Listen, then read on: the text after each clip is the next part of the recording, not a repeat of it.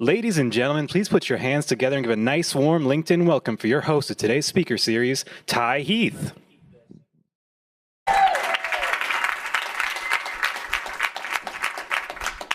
Hi, everyone. Welcome. Happy Black History Month. My name is Ty Heath, and I lead our agency and partner education programs for LinkedIn Marketing Solutions.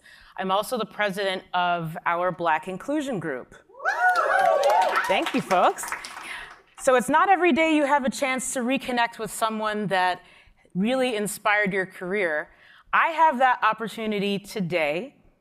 I'm going to be talking with Stacy Brown-Philpot, CEO of TaskRabbit.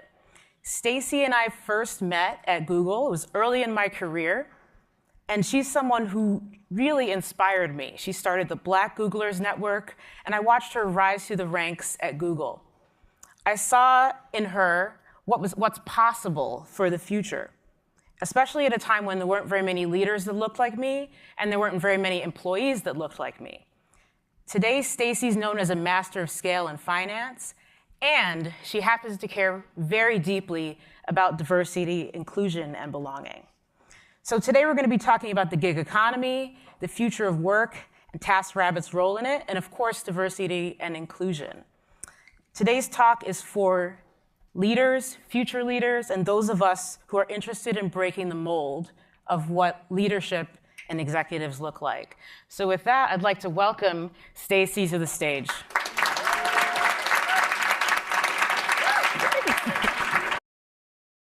You can sit over here. Thank you. So welcome, Stacy. It's so good to reconnect with you. Thank you. So I want to start with a tradition that we have here at LinkedIn. But first, I think before we dive into that, I want to acknowledge that there was a terrible event that happened in Florida, the shooting that happened in Florida, and so it's had an impact. So I just want to think about and say that our thoughts and prayers are with the families that were impacted by that shooting. Absolutely. I was actually reading in my daughter's class this morning. She's in first grade, and I read a story about Black History Month, and so it was very close to home what happened. I mean, our kids are going to school every day, and we're trusting that environment, and so my heart was particularly felt by what happened, and we're just praying for the families who were affected. Absolutely. Yeah. So as difficult as to pivot from that, we're all thinking about those families. I want to talk about you and what you're doing at TaskRabbit, but I want to do this tradition that we have at LinkedIn first. And that tradition is, can you tell us something that we wouldn't find on your LinkedIn profile? So one thing that you wouldn't find on my LinkedIn profile is that I am a tasker.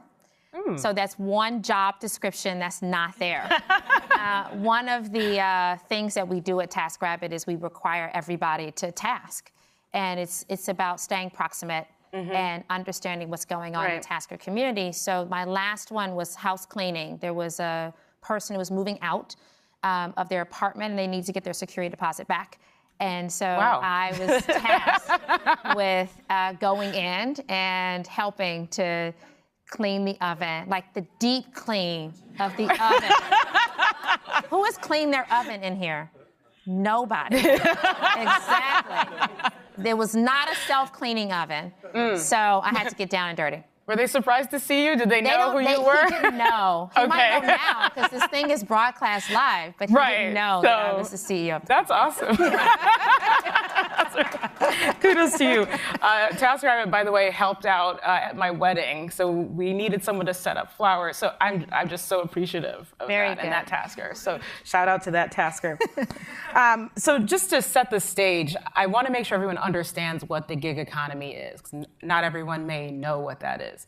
So if you could share a little bit about how you define the gig economy and how do you see TaskRabbit playing a role in that? So, people talk about the gig economy as this thing that's nascent and not really going to be important, and it's sort of this side economy, but it is the future economy. I see it as the way that people will work in the future, and I see it as the future of work. Gone are the days where the full-time job is enough for most people in our country, in our world, to make ends meet. And here are the days where companies like ours are providing a meaningful income for people that really matters. Mm-hmm. So to me, the gig economy is the future of work, and it's here to stay. And what we're trying to do is make it accessible to everyone. And I know we'll talk about where we've launched the service and where we're building the service. We're making it accessible to everyone. We're making it easy to access work through our platform, and we're making it available to people like you who want to use the service so that they can find work. Awesome.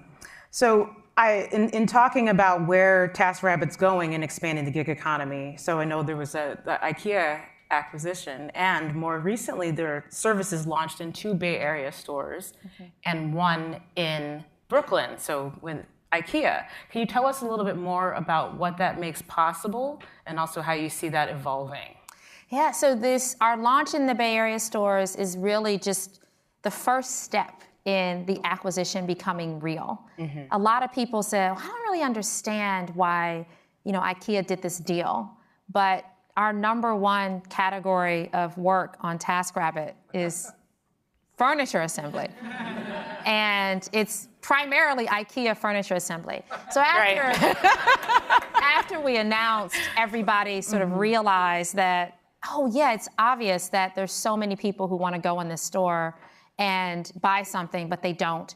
Or they go buy, they get home, and it doesn't get put together. Or it gets put together, and there's a fight between the couple, or it never gets put together. And so we've solved that. And so we've gone from being an online mobile platform to being in retail, in store. And for those of you in New York, we actually just launched Brooklyn 2 days ago, and we'll be in the rest of the New York stores in a few weeks. So it's all about bringing my vision of TaskRabbit everywhere. And I used to say every city, every device, and now I can say every store. We have some New Yorkers here, so we will. Woo! That's great. That's great. So you are from Detroit. Yes. So I know we have some Detroit LinkedIn folks watching, so shout out to all of you. We recently opened an office there with an eye towards expanding our mission of bringing economic opportunity, and also we have a really great talent pool there. So we're very excited about that. I want to hear a little bit more about what it was like for you to grow up there and what you think about what's possible in Detroit, revitalization of Detroit. Well, first, congratulations on going to Detroit and being there. Growing up in Detroit, I grew up, for those in Detroit, we call it Detroit because none of you get that, but the people who are in Detroit get that. That's how we say it in Detroit. Or the D. Is it called the D? Is that the D? The D? Yeah. That's like an abbreviation that even more people don't understand. But I grew up on the West Side and went to Cass Tech. And that's for the people in Detroit who need to know that information. And, it wasn't easy. I learned resilience. My mom was a single mom. She did a lot to take care of me and my brother. I grew up with my grandmother in the house, and she made a lot of sacrifices. And I grew up around a lot of hardworking people who saw their lives fundamentally changed by the fall of the auto industry. Really good, hardworking people with strong ethics. And so that was difficult, but there were values that came out of it. One around resilience.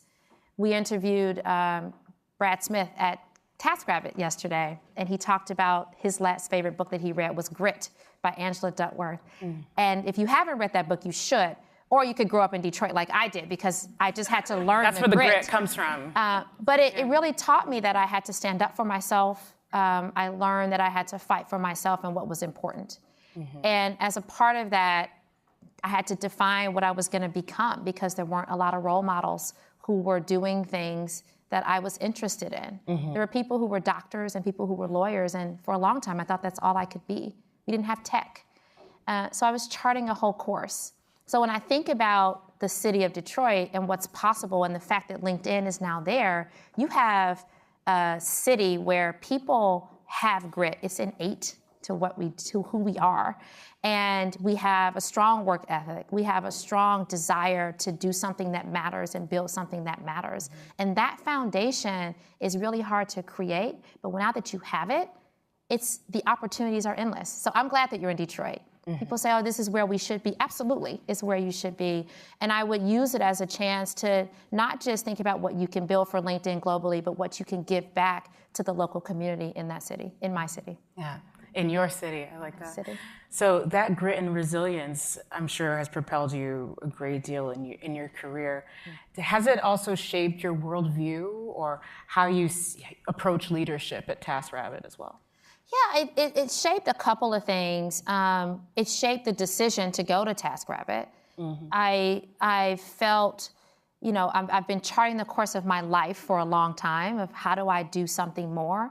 How do I do something that impacts society? How do I do something that's greater than what I can see around me? Because the environment that I grew up in on the West Side, it wasn't the best environment, but I always saw it as an opportunity to make it better. And at TaskRabbit, I get to make it better. I get to help people find jobs. We launched in Detroit last year, and people on average earn $25 an hour. There are few jobs that you can find in the city of Detroit where you're making $25 an hour. And that's exciting to me. It shaped how I think about our mission. How do we make sure that we're not just creating these opportunities, but we're making sure that our taskers get the skills that they can to learn, get the access to benefits that they need to build meaningful lives. And so, yeah, it shaped me as a leader, because that grit and that resilience that's who our tasker community is. Right. They're putting together work opportunities to help make their ends meet.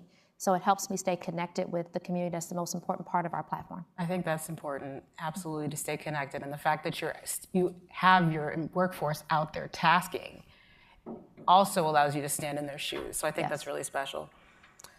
Great. So I also want to understand a little bit more about your journey. So I read somewhere that you've said that you're often the first person. You're accustomed to being the first person to step into various places. So I would love for you to speak to folks that are the first of whoever they are in an environment. So for example, where you're the first person of color, the first woman, the first disabled person, the first veteran. What was that like for you, and what advice do you have for people who are the first or even one of few people in a space? Yeah. I didn't know what it was like to be the first in many areas until I left Detroit. Everybody around me was Black. 98% of my school was Black. Everybody in my neighborhood was Black. And then I went to Penn, where it was 6%. And so I wasn't the first Black person to go to Penn, but I was definitely a fish out of water. So I learned how to adapt. I learned how to find community. I learned that being who I am was more important than trying to fit in. But I didn't learn it immediately. I really didn't. I really tried to fit in at first. But I found community in a lot of ways. Then I went to investment banking, which... And some chuckles from the audience. You worked in investment banking. There's some. We have eye bankers in here in the crowd today. And so going into banking, I was at Goldman Sachs, which is a great company. I love working there, but it was mostly men. So here I am now, Black woman, and it was male dominated. And so I had to learn then how to interact, how to communicate with people, how to relate. And then I came out here to the Bay Area. And this place was so different than any other place that I've ever been. And they're laughing about that too, so that's also funny. That's good. Maybe we had some other iBankers that moved over to tech. They know what you're talking about. But it was much more merit-driven here in Silicon Valley. You could sort of be who you are, yet there's still a culture of like, I'm not an engineer. So what does that mean to not be an engineer at Google? So the day I realized that I could only be who I was when I decided to wear my hair natural. And you were at Google when I did that, remember? Actually, absolutely. And so I had these little twists. It was much shorter. And I was so scared to go to work the next day because I was like, I don't know if people are going to look at me differently, if they're going to have all these questions, if they're going to think differently, and my hair is not straight, and I have all these, So I was like, I'm just going to go. And I went. Everyone's like, okay, let's start the meeting. I was like, oh. So really, a lot of it was about me and about my own insecurities. And so that was when I realized I can only be Stacy. And you're going to have to just accept me for who I am. So my advice is just to be who you are. Be your authentic self. Be willing to take risks. Be willing to put yourself out there because when you do, like a la Stacy going natural, most people are going to look at that and say, all right, that's good for me. Yeah. That's good for me. And be about something that's more than your individual self because people are inspired by a mission. Everybody's a leader, whether you're managing people or not. And people are inspired by a mission. So be about something that's more than just yourself. That's awesome. I never told you this, but when I was at Google, I remember you going natural. And that actually inspired me to go natural while I was at Google as well. Yay! So I said, if Stacy's doing it, then everyone can do it. And so within, I think, a couple months of you making that decision, I did what's called the big chop. So I was chemically straightening my hair before that and decided to go natural after that and have been natural since then. Very good. So your hair is beautiful. Thank you. So is yours. Thank you. I'm going to go ahead and say Black Girl Magic. Black Girl Magic. Okay. So, all right. So thank you for that. So I also wanted to kind of check in and see if you have any advice or guidance for allies. How can allies support the first people that step into a space, whether it's a person of color or a woman? How have allies supported you, and how can allies support the folks that are their first or the pioneers into new spaces? Yeah, I think, giving us the space to do it really matters. And I can go back to when I was started the Black Googler Network, and I thought, someone should start a group. There weren't that many Black people in the company, and I'd been there for a couple of years, and I felt, okay, well, we should just go get some more. And I went to, it's just, it sounds naive now. Right. Probably right. We needed some more. And so I went to Sheryl Sandberg, who I was working with at the time, and I said, Sheryl, okay, you care a lot about women, so we need to do this group. And she looked at me and she's like, I can't do this for you. Like, I'm in support of what you're trying to do, but I'm not Black, so you have to do it. And I was like, oh. And she's like, Stacy, it's your turn. And I said, what does that mean? She's like, well, look around. Like David Drummond, who was running legal, he was a chief legal officer at the time. It's like, he was the most senior person at the company, and then there was me. Yeah. So I looked around, there was nobody else to do it. But I needed support, and I knew I needed support. So of course I went and got David's support, and of course he said yes, but I got Sheryl's support. She actually acknowledged this is important, it's something for me to work on, and gave me the space to work on it. Then I went and got our head of people ops at the time, Laszlo's support. Yeah. And went to Laszlo and said, hey, I need some money. You own the money. Can I have some money? We're going to go to these schools. They're called HBCUs, historically Black colleges and universities, and we're going to go get some Black people. And so, and he said yes. And so the importance of allies, you have to bring the whole community with you to do this, because I could not have done it alone, but I had to also step up and be the ones that we were waiting for to make it happen. Right. I remember when you founded Black Googlers Network. Yeah. The other thing I did, and Ty remembers this, is I was like, I didn't know all the Black people, so we just collected as many as we could find and like got their emails and then emailed them and made an alias. And I said, okay, email other people that you know and see if they want to be on it. And that's how we found each other. Right. And it just grew from there. It just grew from there. Yeah. Okay, so yeah, remembering back to when you founded the Black Googlers Network, I want to talk a little bit about employee resource groups and actually that decision you made to invest in starting the Black Googlers Network. Mm-hmm. So a lot of people would love to get involved and invest in that way, but sometimes they're conflicted with this idea that if I'm investing in diversity, inclusion, and belonging, it's going to overshadow maybe the professional brand that you're also trying to build at the same time. I think that one of the things you've done really well is that you've been able to carry both. So you're known as a master of scale, known as a master of finance, but you're also known as a cultural leader. Yeah. So there's this idea that you are both a business and cultural leader, and you've been able to grow both of those alongside each other. So what advice do you have for people who maybe have taken a step back, or even for managers who maybe are not fully supportive of people investing in diversity, inclusion, and belonging? Yeah, I'll talk about the managers second, and I'll just talk about the individuals first. It's the definition of a professional brand I've always struggled with. Yeah. Because it's really hard to have multiple identities. It's just hard. Because then you gotta like be something when you're out at the club and something when you're at work. Like it's like hard to do that. It's really hard. So building a brand, a personal brand, a professional brand, really has to encompass who you are. And it's you can't not acknowledge your Blackness. Look at me.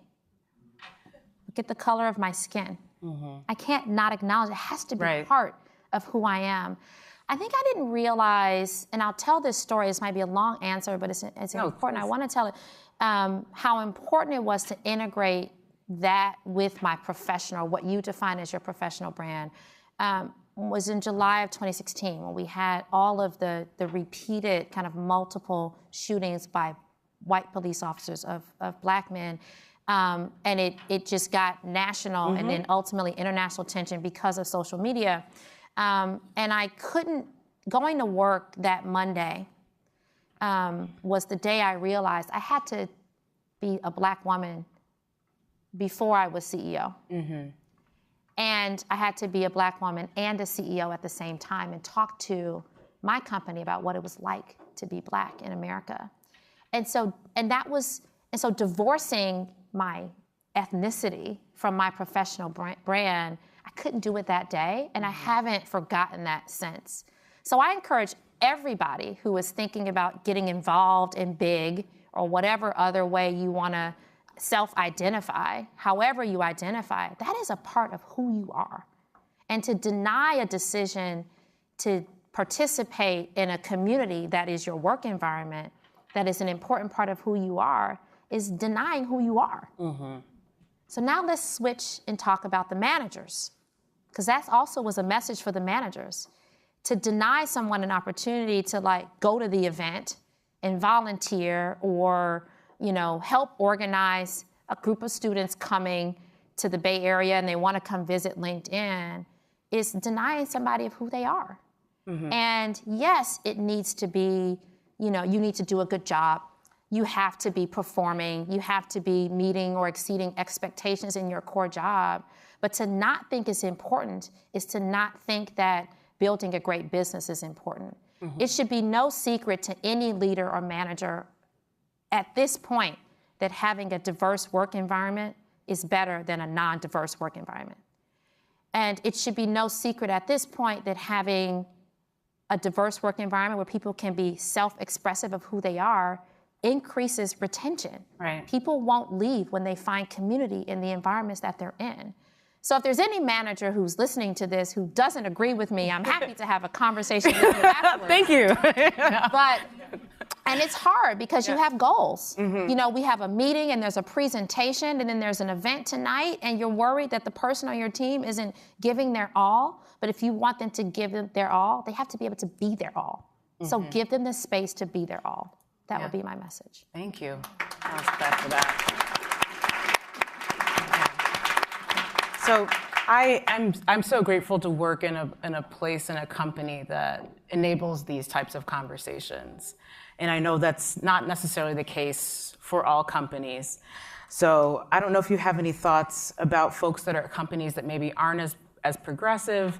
I think the point you made about it's something that we can't ignore, right? It's almost like you ignore it at your own peril. Like, Peter Drucker said, culture eats strategy for breakfast. When you have to have the culture, and then you also have the business, and those two run alongside each other. Do you have advice for people who maybe are not in environments where it's as progressive? Yeah, I think tying it to business results is really helpful. When I went to Laszlo, I didn't go and say like, oh, we need more Black people because, I want to hang out with more, like I did. But I said, look, we have some recruiting goals. They're really big. There's a whole population of people that we haven't really targeted in the right way. And we haven't gone to these schools. We haven't allowed them to see that working here is possible.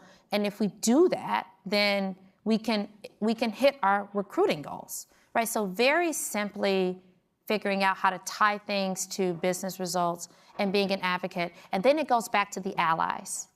So finding some allies who care about the cause and letting them be ambassadors for you will often help. Sometimes you can't always be the deliverer of the message in order for the message to be heard.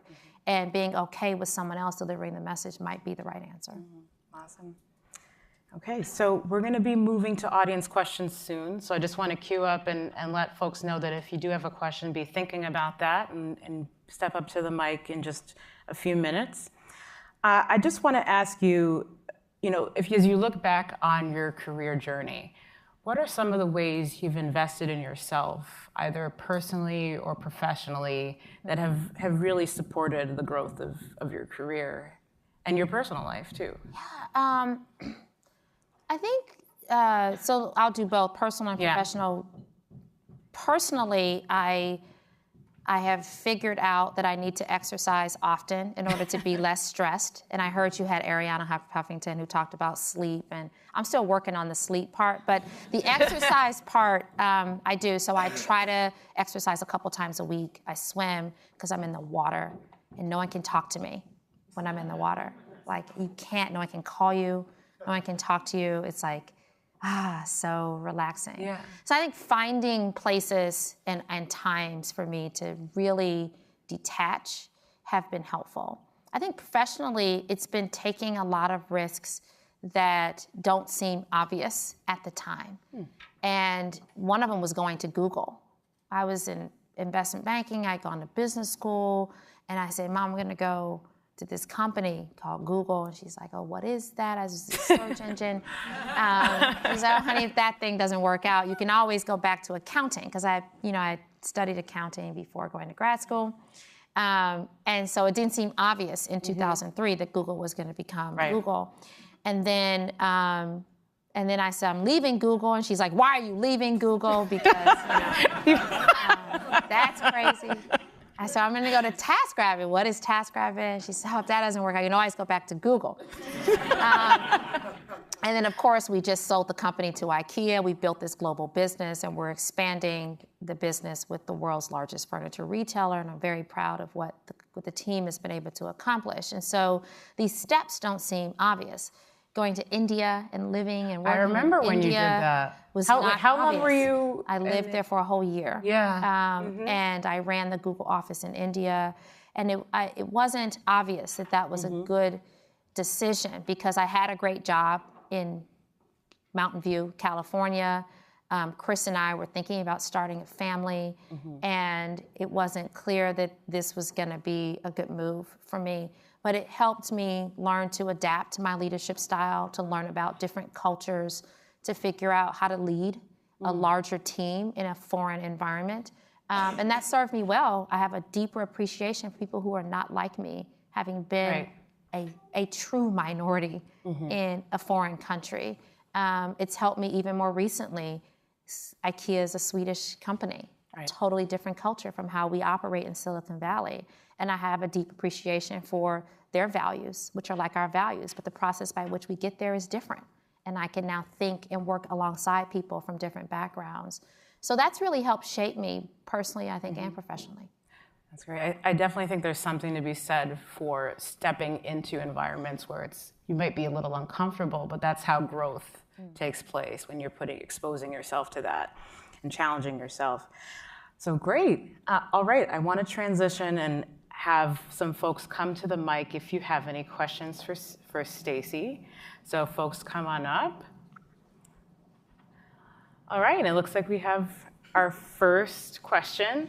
Hi, Stacy. Thank you and so much for coming. please introduce yourself as well. Yes, my name is Emily Cunningham, from Southeast Michigan, from Ann Arbor, so a neighbor to Detroit. Thank you again so much for being here. I had a question specifically around your time at Google and these conversations that you have with Laszlo. I'm on our engineering team focusing on diversity, or a recruiting team focusing on engineers and diversity. So I would love if you could speak a little bit towards the impact of being physically present in front of HBCU campuses and in front of underrepresented groups, and scaling those initiatives to build those relationships to underrepresented groups. Yeah, I think it was an educational exercise. I didn't go to an HBCU. I went to Penn undergrad and I went to Stanford for grad school. So even for me, it was an educational exercise. We had to do a lot of work to help the leaders at Google understand that the students who were going to these schools were just as qualified. No one thought that they weren't qualified. They just didn't know. And when you're growing and scaling really fast, you kind of do what you know because that's easy, and there's just less cognitive, work required to understand something new. And so we did a lot of work to help educate. Here's what these schools are. Here's why people choose to go there. Here's how talent looks at the school. And then physically taking the people to the schools. I remember the first round we did this later on, an internship called the BOLD Internship Program. And the first round of, BOLD, you've heard of it? Can you talk a little bit more about what BOLD was? It was a diversity-focused internship program. And we intentionally went out and identified African Americans and Hispanic students to apply to the internship program. And it was equal access for everybody. Anybody could apply, but we specifically went out and targeted those groups to encourage them to apply. And so the first class of BOLD interns was the most diverse class of interns that Google had ever had at that point. And I remember there were a couple of VPs at the company at the time. Google had a process by which all the senior VPs would review all the offers. And then Larry and Sergey were still also reviewing all the offers, including the interns. And so that pool of interns, they reviewed that group and said, this is the highest caliber group of interns that we have ever had. And there were African Americans and Hispanics in that group of people. So seeing that and seeing the caliber of students and having them literally review their hiring packets was the way that people got proximate and they got close to what was real and what was different, but what was special, what was great about that class of students. And it turned out to be a great class, and then they've continued that program since then. And I just wanted to say I am a Howard alumni, and I remember specifically when the BOLD program came to our campus and the impact. I didn't even know Silicon Valley was a thing until then, so thank you so much for all of the work that you did there. Excellent, excellent. Thank you for your question.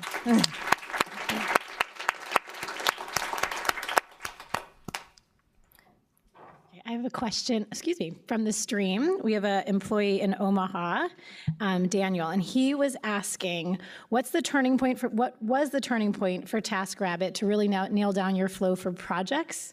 Was it always selection, or did you start out a different way? And then he said, to tie back to that, basically, what would you give as best advice for a young freelance marketplace in ProFinder at LinkedIn? He works on the ProFinder team. Okay. So one of the big we had multiple turns, so it's hard to say like the key turning point. You've been around for 10 years. It's like there's a lot of turns, and I'm sure LinkedIn has had a lot of turns. We started out as this open marketplace, and people would bid. And so it was sort of like, oh, that was great because everybody could sort of ask for what they needed. The problem that we had with that was that a lot of people didn't know how to quantify and value what they wanted to get done. And then because they were asking for everything, we didn't know how to make sure we had people available to do it. So a big turning point for us was in 2014 where we changed the model so that the taskers who do the work, they knew how to value their time. So we let them say, well, here's how much I charge. And they also were skilled at what they do. So they knew how long it would take to do something. They knew exactly what was involved in a furniture assembly or a TV mounting job, or if I'm going to help somebody move a couch, what's involved. So they knew how to value their time, and they knew a little bit more about the skill. So we changed the model so that the taskers could tell us, how much are you going to charge for the work that you do? What kind of work can you do? And when are you available?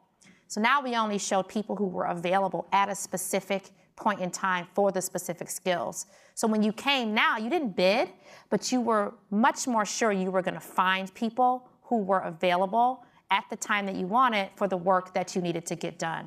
That was a pretty huge turning point for us. That allowed us to accelerate the growth of our business. And for those of you who care about like marketing metrics, our customer acquisition costs went down, our growth went up, and we became a profitable company.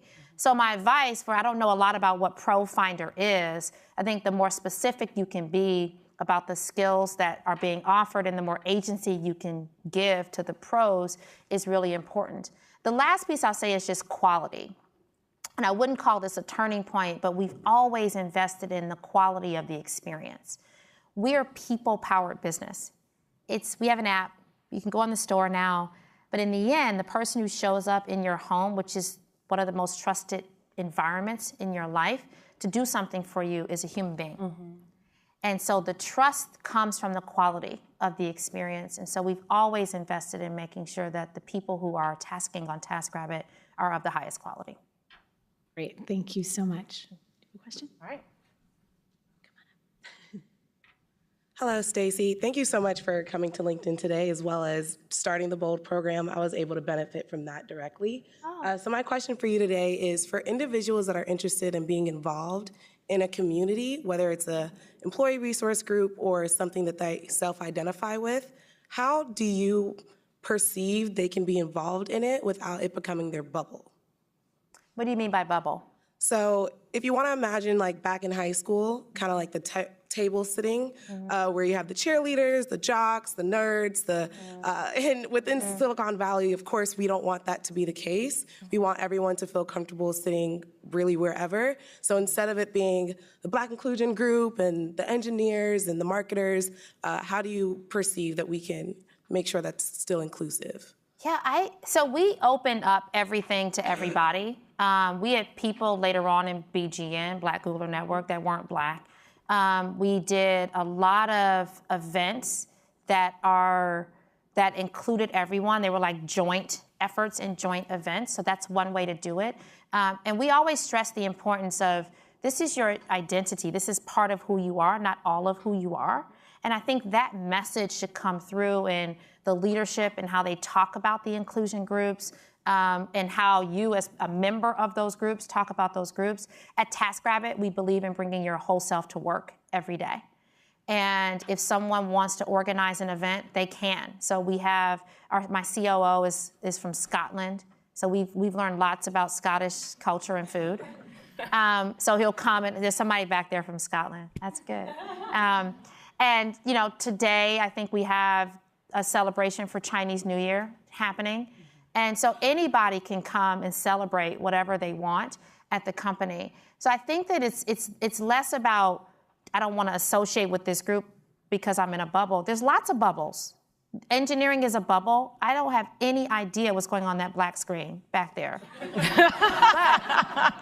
But I know it's important, and I know it's useful, and I know that they don't have any idea what I'm doing in Gmail right now, like sending these emails, or working on this presentation. So we're all a part of some sort of bubble. Like, why can't they all be like a part of, a whole thing? I wouldn't say like, I don't want to be in this bubble. Like, you are, because of who you are. Yeah, I just want to say a quick plug also.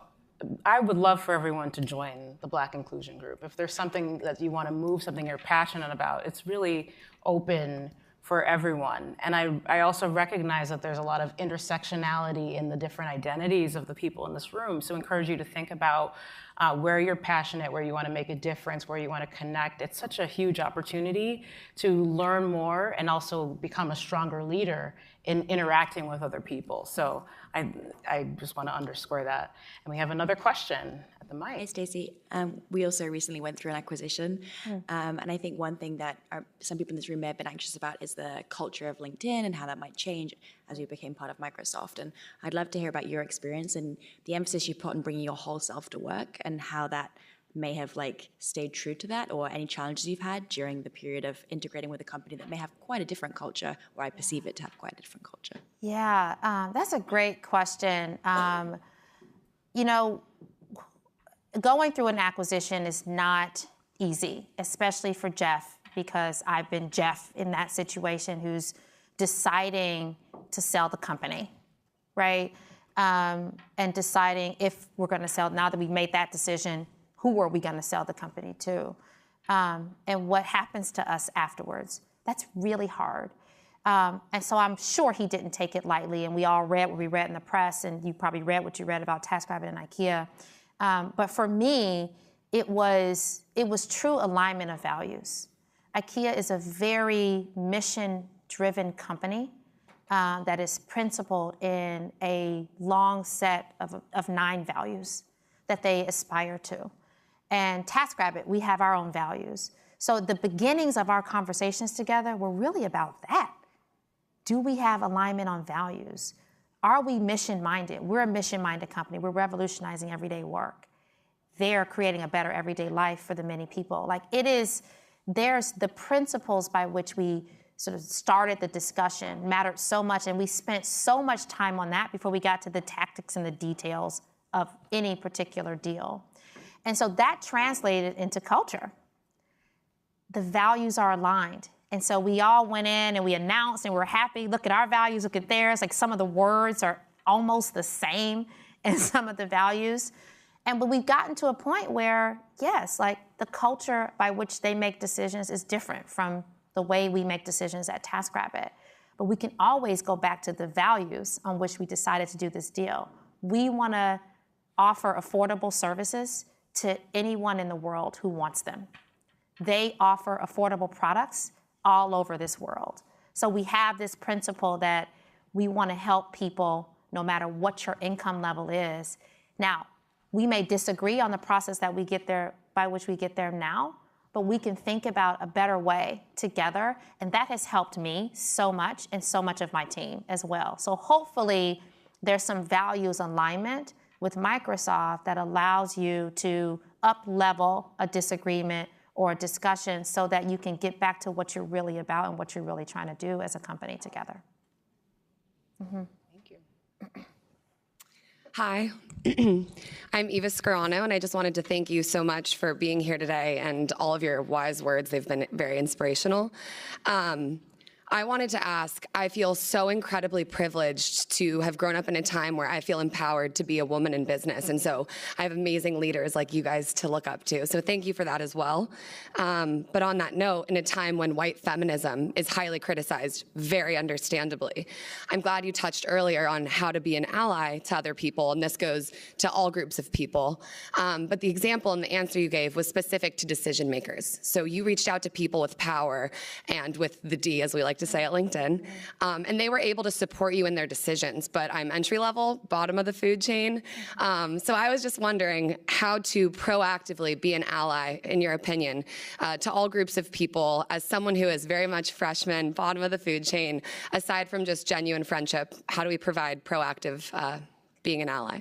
So first of all, you don't have to be at the top of the food chain to talk to people at the top of the food chain. So if you're still an entry-level junior person and you have a question, and the person who's most likely is the best answer is someone who's 5 or 6 levels above you, you can still go, I don't know about the culture here, but I feel like you can still go and talk to that person. Yes, no, yes, maybe, yes, you can. So I would say don't think about levels as a way of being active, right? Small moments are the things that create activism. I'd like to think, this is Black History Month, so I like to think about Rosa Parks. She was an introvert. She wasn't like Dr. Martin Luther King. She wasn't getting up there doing speeches. But that small decision that she made changed the course of history. So don't think that just because you're at a certain level that you can't reach out to anyone. I think that as a peer, and you use the term white feminism, which is interesting coming from you as a white woman, as a peer, seeking to understand and relate is really important. And a lot of times we try to talk about what we can do going forward. We all want to work together, but part of being able to work together is understanding. So I like to tell people, you know, it used to take me, I have locks now, but it used to take me like 6 hours to get my hair done. Why does it take 6 hours, right? So just even those little small things, it's like gets over some barriers about who I am. And so seeking to understand who your peers are, what matters to them, like why is feminism important to Ty? It's equally as important to her as it is to you, even though you come from different backgrounds. It's important to me. And so trying to seek to understand will allow for peers to better relate to each other. And then when you join big, right, you'll come in, you'll figure out what kind of food we like to eat, and maybe you like it, maybe you don't, but at least now you understand, right? Thank you so much. I really appreciate it. Yeah, the hair struggle is real. There's a lot to talk about. It's real. But it's fun. Yeah. All right. Thank you so much for coming in, Stacy. My name is Akili Coffey. I'm actually on our diversity and inclusion team, and I used to run big with Ty. So thanks for coming. My question is, you talked a lot about allyship and how you were able to build that at all levels at Google and help really impart differences at the company as far as getting more diversity at the company. I wanted to talk a little bit about sponsorship and mentorship, particularly for women and people of color. I think that's something that there's a heightened focus on, which is great, but there's still this huge gap as far as seeing people that look like me and you at a leadership level. And just if you could talk about the impact and the difference that having sponsorship and mentorship, or any examples of that from your personal experience. Yeah, up until I joined Google, I had only had male mentors. And then Sheryl Sandberg became a mentor for me. It was the first time I had a female mentor. So in the light of the hashtag #MeToo movement, a lot of men are pulling back from wanting to mentor women, from wanting to interact with women, from wanting to engage. And that's actually the opposite of what should happen. In fact, if you're sitting here and you're a man and you're thinking about what you can do in the face of everything that's going on, you can mentor some women. You can make that decision, and you can do it in an open environment where nothing's gonna happen, because we need everybody to change how women are perceived in a work environment or in any environment that we're in, and we need everybody. And so I've had some great mentors over the course of my career. Not all mentors have been the kinds of people think of mentors as like, oh, there's this person who's gonna build this relationship with me, and I'm gonna have them for 15 years, and they're gonna meet with me every month, and then we're gonna have dinner and lunch and all that. And that may very well happen for you sometimes, but sometimes mentorship is like a 15-minute conversation. I've met people who said, oh, can I talk to you? And so when I'm driving in my car to work, sometimes I'll say, well, give me a call, this number, I'm in my car, I could either listen to NPR, I could help you, and I'll get on the phone for 15 minutes with someone and maybe answer a couple of questions. And that's mentorship. So I would encourage you to think more broadly about mentorship. You know, who are the people that you want to meet? I had the chance to interview Richard Branson with the Commonwealth Club, and I had a list of people that I wanted to meet someday, and he was on it, so I got invited to do it, and he doesn't realize it, but he mentored me in that interview because I learned more about his style and why he made such big decisions in his life that really shaped the way that I am as a leader. Hey, Stacy. I was wondering, given the variety of experiences you've had to get to this point, which ones do you think were most crucial to you becoming a successful CEO? And you can't say all of them. All of them. So I think I should talk first about being a CEO and what that really involves, and then I can say kind of what was most crucial. I think what I've learned in becoming a CEO compared to other jobs that I've had is that this job can be lonely because you're at the top of something, and when you look around and there's the harder decisions to be made, you're kind of only it, and the person making those decisions. I end up having less information to make decisions than I did before, and then less time to make those decisions. And then I also, it's filtered. My world is now filtered. So I'm not one of the crew anymore. So I'm not always getting the honest feedback that I'm looking for. So some of the critical things that have happened is being comfortable with uncertainty, learning to trust my gut. So my gut to go to Google, my gut to go to TaskRabbit, right? It's like sometimes those things are self-affirming. It feels like a risk and it's scary at that time. And then relying on mentors and supporters. And to the question about mentorship, my mentors now are peers of mine who are also CEOs of other companies because we're it. And so really learning how to rely on them for things that I needed have really helped me as a CEO. Thank you. I think we have time for one more question. Great, that's me. You are the, yes. Came just in time. My name is Becca. I'm very new here at LinkedIn. I come from a totally different sector, not in the tech industry. So I definitely empathize with being kind of out of place and kind of thrown into a very male-dominated, straight white sector of the world. But so mine's actually more of a cordial invitation as opposed to an ask. So my side hustle is I'm a on-site director of special events for Lesbians Who Tech. It's a great. I've heard of it. Have you heard of it? Yeah. Well, Sheryl Sandberg's actually a speaker, and I would like to cordially invite you to our summit, March 1st through 3rd. lesbianswhotech.org. Anyone is interested? But it's great. We have about 5,000 LGBTQ, people of color, allies, just badass women leaders. It's like you times 500 in one space in the cast show for 3 days. We also have a IW Wells summit as like a pre-party. So I'd like to invite you to that.